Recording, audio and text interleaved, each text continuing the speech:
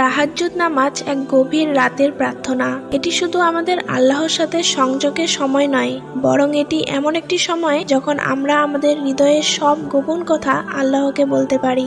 আজ আমি তোমাদের এমন একজন মেয়ের গল্প শোনাবো যিনি প্রতিদিন তাহাজ্জুদে উঠে আল্লাহর কাছে তার ভালোবাসার জন্য দোয়া করেন। একটি দোয়া, একটি চাওয়া এবং একটি দৃঢ় বিশ্বাস, এটাই তার জীবন। তাহাজ্জুদের নামাজ আমাদের নবীজি সাল্লাল্লাহু আলাইহি ওয়াসাল্লামের একটি প্রিয় আমল। আল্লাহ তাআলা পবিত্র কোরআনে বলেন, রাতের এক অংশে তাহাজ্জুদ পড়ো। এটি একটি অতিরিক্ত কাজ যা তোমার জন্য বিশেষ মর্যাদার কারণ হতে পারে। তাহাজ্জুদ নামাজ সেই মুহূর্ত যখন আল্লাহ তাআলা পৃথিবীর আকাশে নেমে আসেন এবং ডাক দেন, কোনো প্রার্থনাকারী কি আছে যে আমার কাছে কিছু চাইবে আর আমি তাকে তা দান করব?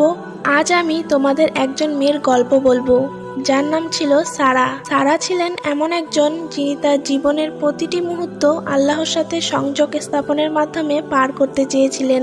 তার জীবনে একটি মানুষ ছিল যাকে সে গভীরভাবে ভালোবাসত, কিন্তু সেই ভালোবাসার সম্পর্কটি কিছু বাধার মুখে পড়ে।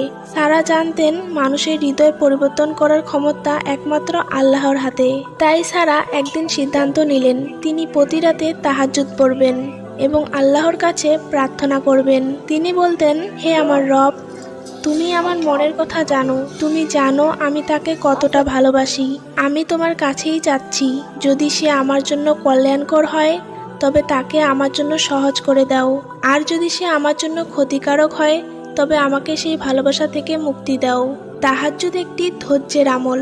সারা জানতেন আল্লাহর কাছে কিছু চাইলে তা হয় সঙ্গে সঙ্গে মঞ্জুর হয়, নয়তো আল্লাহ তা সংরক্ষণ করেন বা আরো ভালো কিছু দেন। তিনি প্রতিদিন ফজরের আগে উঠে উজু করতেন, 2 রাকাত নামাজ পড়তেন।